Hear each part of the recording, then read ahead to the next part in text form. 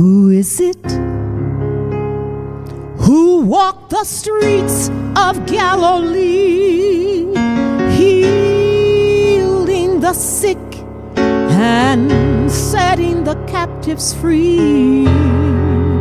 Do you know who it is?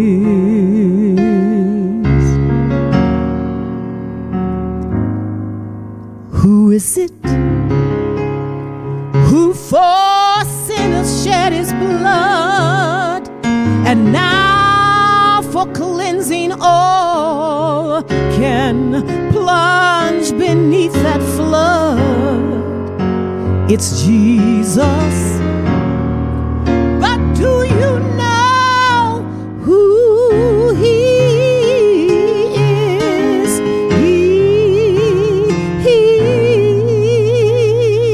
He's the image of the invisible God, and he's the brightness of his glory,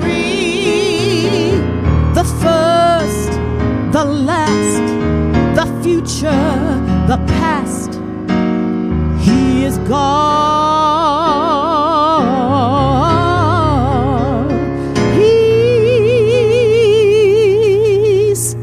the image of the invisible God, and he's the brightness of his glory, the first, the last, the future, the past. He is God.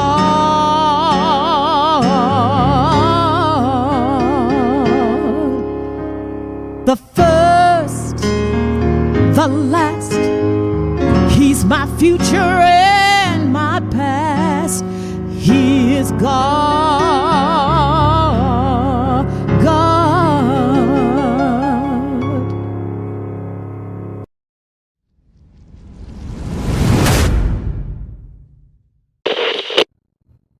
And good morning once again, my brothers and sisters. Welcome to another Living Hope Today study. Today we find ourselves in Genesis chapter 37. Now, when we read the Bible, one of the things we look for to try to pick up on where the narrative might be taking us, what point the writer is really trying to drive home in our thinking, one of the things that helps us understand that is repetition. And we saw yesterday some repetition that just is almost scary in terms of how much repetition there was. And what was it about?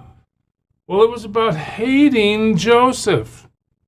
Now, you remember verse 3, Jacob gives Joseph a special robe. Well, the other 11 brothers don't like that very much. You like him more than you like us. Well, Dad likes you best. It's stated basically in verse 4, and we're not going to say a kind word to you. Again, the text is driving us to the repetition. By verse 5, Joseph has a dream, and we're told that they hate him all the more. By verse 8, his brothers hate him because he's told them about the dream. But again, we're explicitly told that his brothers hate him. Verse 11, his brothers are jealous of Joseph. And if you remember, Joseph has told his dream to Jacob, his father, and Jacob has rebuked him for doing that. Okay, so that's the setup.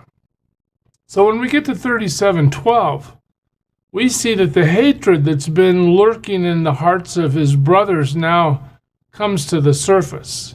And here's the story. Now his brothers had gone to graze their father's flocks near Shechem. Notice Jacob isn't with them, okay? And Israel, notice as well, Joseph wasn't with them. I hope I didn't say that wrong. But Israel, Jacob, is now referred to as Israel, not Jacob in this text. Look, Israel said to Joseph, as you know, your brothers are grazing the flocks near Shechem. Now you remember Shechem would be quite a bit north of where they are right now. Come, I'm going to send you to them. Very well, he replied. So Dad's favorite son is now going to be with the others who are working. All right, Joseph is sitting home with this beautiful robe, the baby of the family almost, minus Benjamin. But in the end, the other brothers are out in the field working. Okay, here comes the little brother. So he said to him, "Go and see if all is well with your brothers and with the flocks, and bring word back to me." And then he sent him off from the valley of Hebron, that's quite a bit south of here, where he's going, Shechem. And when Joseph arrived at Shechem, what happens? A man found him wandering around in the fields and asked him, "What are you looking for?" He replied, "I am looking for my brothers. Can you tell me where they are grazing their flock?" And we're told, "They have moved on from here." The man answered, "I heard them say, 'Let's go to Dothan.'" So Joseph went after his brothers and found them near Dothan. I wanted to perhaps give you a map, but Dothan is even farther north than Shechem, so they're even farther away from home at this stage of the narrative, okay? But they saw him in the distance, and before they reached him, they plotted to do what? To kill him. That's how hatred is, right? You start harboring hatred in your heart, and all of a sudden you do things that are just completely terrible. And here we have 11 on 1. We're going to kill Joseph when he gets here. Why? Because of all the things we just talked about. He's got a special coat from Dad. Dad likes him best. He has dreams where we're bowing down to him. He ratted us out to Dad. If you remember earlier in the chapter, he's told his father a bad report about them. Okay, well, they're just sick and tired of young Joseph. What are we going to do? We're going to kill him. Oh, okay. Here comes that dreamer, they said to each other. Again, notice how the text brings us back to what really irritates them. The dreams that say they're going to bow down to him. "Come now, let's kill him. And let's throw him into one of these cisterns and say that a ferocious animal devoured him. And then we'll see what comes of his dreams." Again, hatred. Now, a cistern is like a big hole in the ground that was used to hold water. They would cover them. This one is going to be dry, as we'll see in a second. When Reuben heard this, he tried to rescue him from their hands. "Let's not take his life," he said. So Reuben, the oldest son, is at least thinking straight. Look, don't kill him. Don't kill him. The others, we want to kill him. All right, well, don't shed any blood, Reuben says. Throw him into this cistern here in the desert, but don't lay a hand on him. Reuben said this to rescue him from them and to take him back to his father. So Reuben stands up to the error and the evil in chapter 37 and says, guys, this is a big mistake. All right, so Joseph has been coming towards them all this time.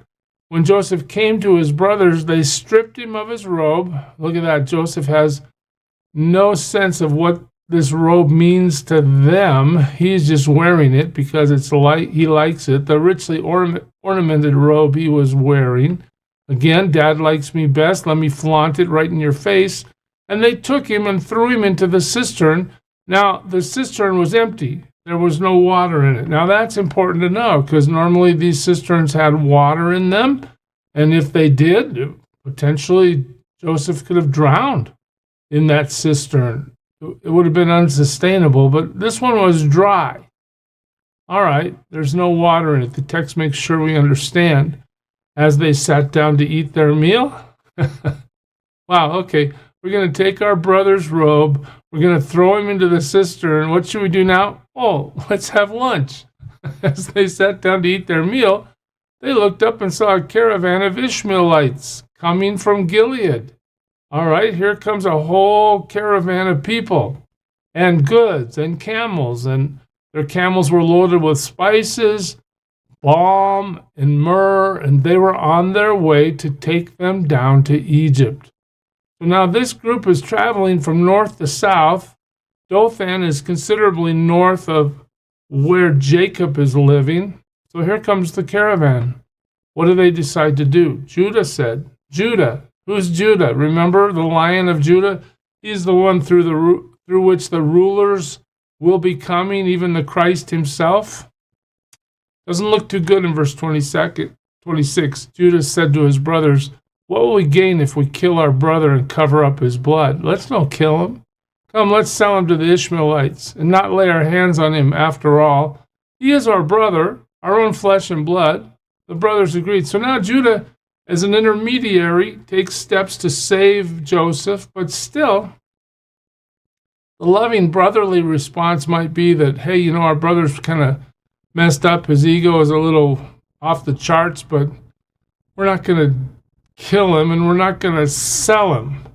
But the plan becomes a reality. Let's get rid of Joseph. Now, one thing you've got to see in this narrative, okay, and I hope you can see it well, because Joseph for sure is doing exactly what his father wanted him to do, and he's having a really bad day, right? He's lost his favorite robe that his father made for him.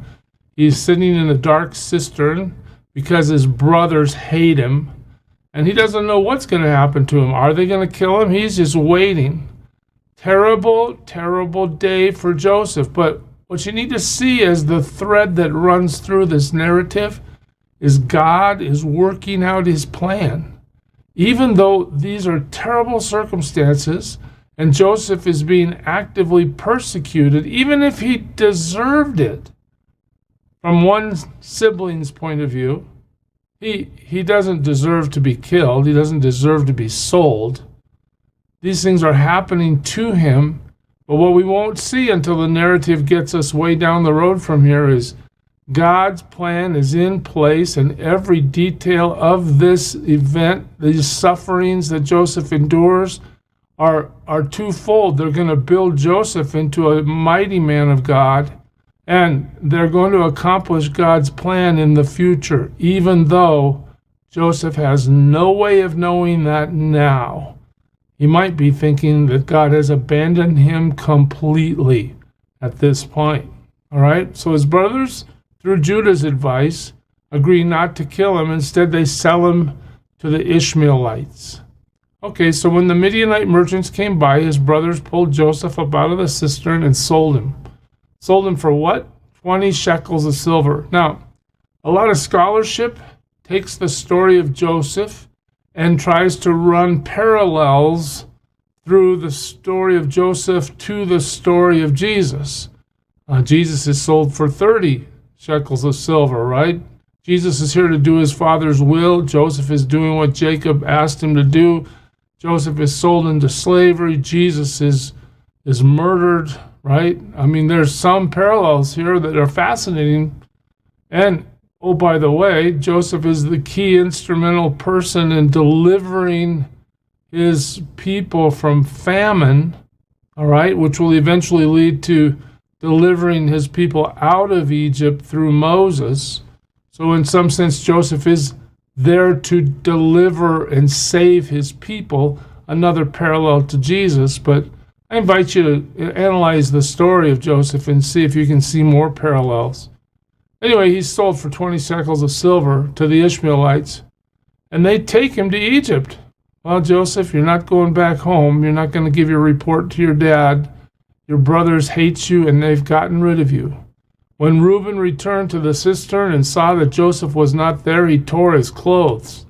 He is very upset. He went back to his brothers and said, "The boy isn't there. Where can I turn now?" He's in full distress. Then they got Joseph's robe. They slaughtered a goat. They dipped the robe in blood. Oh, here comes the cover-up, right? Here comes the conspiracy theory to have an excuse for what they've done. The text tells us they took the ornamented robe back to their father, and they said, "We found this. Examine it to see whether it's your son's robe. Hey, we're just walking along one day, and look what we found. And there's this bloody robe that, it looks like the one you gave to Joseph. Just take a look, Dad. See what you think."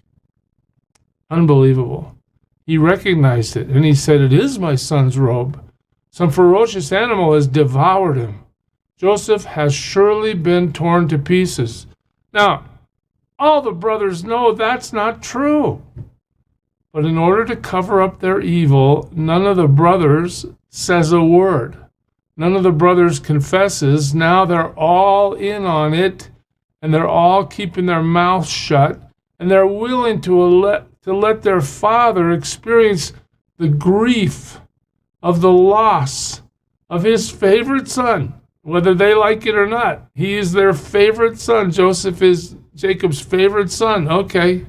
They're willing to let Jacob suffer the grief of the loss of his son because of their hatred for Joseph. So, Jacob comes to the conclusion that Joseph is dead. He's been torn to pieces, the bloody robes in his hands. He's got the evidence. Jacob tears his clothes. He puts on sackcloth. He mourns for his son many days. Can you imagine while he's mourning? Don't you think one of the brothers would say, should we tell him? I mean, we did the wrong thing. Should we tell him? No, that's not how a good conspiracy theory works. That's not how you do a cover-up. You stay with the story, right? That's what they do. All his sons and daughters came to comfort him. But he refused to be comforted. No, he said, in mourning will I go down to the grave to my son. Joseph's grief is so deep, he's ready to die. So his father wept for him.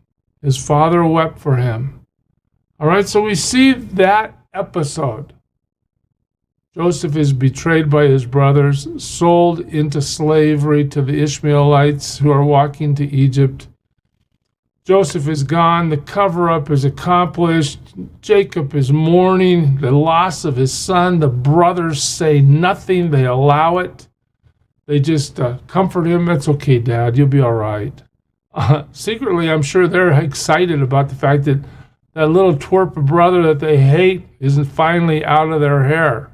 That dreamer isn't going to see his dream come true. But little do they know what God's plan is.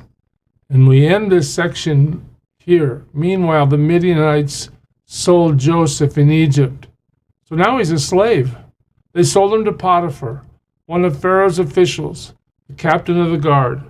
Hey, Joseph, it's time to grow up. God's going to put you through something that's going to be really hard, and you're going to learn how to trust God, even though your circumstances are terrible. Oh, there's a lot of lessons for us in this story, church. We're going to pick it up here next time. I pray today that you serve him well. God bless you.